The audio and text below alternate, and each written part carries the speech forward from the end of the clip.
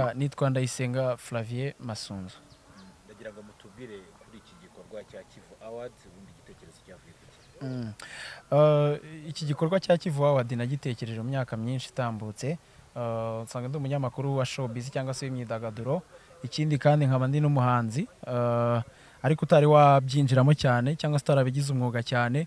So narebye kuntu abahanzi bo mu ntara badahabwa agaciro, reka mbivuge gutyo, cyane cyane abakizamuka, kugira ngo umuhanzi wo mu ntara azahabwe agaciro, atumirwe mu bitaramo bikomeye, ni ibintu biba biva kure cyane. So ndavuga nti dushobora kwiyorganiza nk'abanyamakuru bakorana nabo umunsi ku wundi. Yes, nk'abanyamakuru bakorana nabo umunsi ku wundi. Ndavuga nti ariko ubu nta kuntu twashyiraho igikorwa bitari ukubakinira indirimbo gusa ku maradiyo, bitari ukubandikaho inkuru mu bitangazamakuru, ahubwo tugashyiraho igikorwa ngarukamwaka kizajya kibashyigikira cyangwa se kibamotiva mu bikorwa baba bakora umunsi ku wundi. So niho urebye ide yavuye ya Kivu Award. Hanyuma mpita nganira na bagenzi banjye b'abahanzi bavuka i Rusizi ariko batuye i Buraya. Ni itsinda ryitwa KDKZ Music Band, rihagarariwe n'uwitwa Fareni. Hanyuma dufata umwanzuro nyine wo kuba twatangiza kino gikorwa cya Kivu Award ku nshuro ya mbere. Hanyuma uyu munsi wahuye n'itsinda ry'abanyamakuru, niki cyari kigamijwe, byagenze gute? Uyu munsi icyari kigamijwe kwari ukuganira nabo, tubaganiriza kuri iki gikorwa. Yego bari basanzwe babizi, ariko noneho burya biba ari na byiza iyo uhuye n'umuntu mukaganira imbona nkubone. Kwari ukuganira dusharinga amayide, hari ibyo bagiye batugiramo inama, kuko urumva n'abantu nyine tuba dukorana umunsi ku wundi.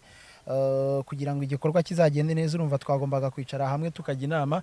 Ikindi kandi cyari n'igikorwa gikomeye cyo kunomina abazitabira bino bihembo. Nta wundi muntu wari kuzava hanze ngaze kumenya abahanzi bo muri utu turere dutanu, ubwo ni akarere ka Rusizi, Rubavu, Karongi, Nyamasheke na Rutsiro. Nta wundi wari kuva hanze ngaze kuba umujaji mu bantu bakora ibikorwa by'imyidagaduro muri ako karere, muri utwo turere. Niyo mpamvu twicaye n'abo banyamakuru bakorera ibitangazamakuru bigiye bitandukanye, ntago najya kubirondora byose byo mu ntara y'Uburengerazuba. Hanyuma bagahitamo abahanzi cyangwa se n'abandi bantu nyine bo mu myidagaduro bazahatanira bino bihembo mu byiciro bigera kuri 15. Ubu rero uyu munsi nibwo icyo gikorwa twagikoze, ariko hararara hatangajwe pre-nominees cyangwa se abari kubihatanira bibanze. Hanyuma ku itariki 20 akaba ari bwo hazamenyekana noneho nominees finali aribo bazatangira guhatanira ibihembo. Twagiye twumva ama award agiye atandukanye, rimwe na rimwe agatangira nyuma bigapfa, ibindi bigapfa bitaratangira. Wumvise ibyo bitwa ba Muyoboke na ba Dennis byapfuye bitari byanakorwa. Masunzu niki cyatwereka ko Kivu Award yo za performing cyangwa izatanga umusaruro? Icya mbere ntabwo ari ikintu cy'umuntu umwe, ntabwo ari ikintu ku giti cyane nkuko nabivuze, ni twebwe twese. Donc abantu bafite ibyo basanzwe bakora, ariko by'umwihariko nk'abanyamakuru cyangwa se n'abandi bantu basanzwe bafasha umuziki w'abahanzi bakizamuka, siritu nko muri no ntara turafatanyije. Icyo nicyo kimwe, urumva ni itsinda ry'abantu benshi. Impamvu birane byagiye bifairinga ni igitekerezo cyazanwaga n'umuntu umwe afite abaterankunga, hanyuma abaterankunga bahagarara n'igikorwa kigahita gihagarara. Twebwe kugeza ubu nta muterankunga turabona, ariko tunamubonye ntitwamwanga, ariko twaba tubafite twaba tutabafite ntabwo tuzabura kugikora. Icyo ni kimwe. Ikindi ntabwo twebwe ikindi kintu cyagituma bihembo bita bihagarara, baraza wenda bakizeza abazatsinda ibihembo bya mirenge, bitaboneka abahanzi bagatangira kwiramanta, bakavuga bati biriya bintu ntabwo tuzongera kubijyamo, batubeshye wenda miliyoni ntibayiduhaye, batubeshye ibintu runaka ntibabiduhaye. Twebwe tugerageza gukoresha ikintu cy'ukuri. Ikindi kandi wenda navuga nuko ntekereza ko mu by'ukuri ntabwo tuzacika intege, ntabwo tuzahagarara, kubera ko ngira ngo nkuko wabyumvise twari turi kumwe muri press conference, twagiye tugaruka ku mpamvu nyinshi zizatuma tudahagarara n'izo mvuze haruguru. Tukiri ku by'ibihembo byo, hari amakuru mwabitangazaho? Ibihembo kugeza maginga ya icyo twaba tutangarije abantu nuko hari ibikombe byamaze no gukorwa, birahari.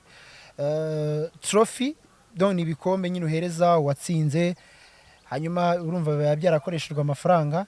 Icyo ni kimwe. Ikindi ntago none hanahita ntangaza ngo uzaba uwa mbere azahabwa ibi ngibi. Gusa icyo duteganya, hari ibitaramo bijya biba ngaruka mwaka bikabera i Buraya muri Europe, aho abo bagenzi banjye bari. Duteganya ko artist of the year ashobora kuzajya gukorera konseri i Buraya. ntabwo turabinoza neza, ariko hari n'ibindi bihembo tukiri gushaka. Urumva turacyari gushakisha n'abaterankunga. Hari igihe umuterankunga akubwira ati nkwemereye kuzahemba wenda group of the year, nkwemereye wenda kuzahemba umuhanzi wakoze indirimbo y'umwaka. Birashoboka cyane. Nk'ubu ngubu hari amastudio turi kuganira akomeye cyane. Ntekereza ko watsinda kuba wenda indirimbo ye yarakunzwe muri iyi ntara, umujyanye ku muproducer ukomeye muri studio ikomeye, bakamukorera audio na video, ubusanzwe ni ibintu bitwara amafaranga ari hejuru ya miliyoni. Urumva uramutse bimukoreye aba ari igihembo gikomeye cyane. Kuzatura bizakorwa gute? Bizakorwa n'abantu bahehe nabo muri ako gace mu utwo turere, cyangwa n'umuntu wari wese? Ni umuntu wari wese, niyo yaba atuye no muri Amerika afite uburyo bwo gutora rwose nta kibazo. Ku itariki ya mbere z'ukwezi kwa 10 nibwo tuzatangira gutora, kuzageza ku itariki 20 z'ukwezi kwa 11. Hanyuma tuzaba turi abantu bazajya batora mu buryo bwa SMS.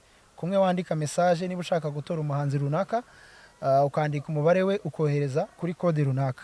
Twagiranye amasezerano na company yitwa Call Africa, nigizabidufashamo, isanzwe ibikora. Hanyuma turacyari no kureba n'uburyo ki abantu bazatora banyuze kuri internet. Ukagenda ukareba ifoto y'umuhanzi wenda n'ibikorwa bike mu byo yakoze, hanyuma ukamutora. Ngira ngo nibwo buryo duteganya. Umuntu yaba ari muri iyi ntara, yaba ari Kigali, yaba ari hanze y'u Rwanda, rwose yemerewe gutora nta kibazo. Murakoze cyane abanyamakuru, ndabashimiye. Twirirwanye uyu munsi bakorera imirimo yabo mu ntara y'Iburengerazuba, ndetse n'abayobora ibyo bitangazamakuru byabo nabo turabashimiye. N'abandi banyamakuru bakorera hirya no hino, nubwo tutabashije kubona uburyo bwo kubatumira, ariko ntekereza ko tuzagomba gufatanya nabo kandi bizagenda neza. Asante.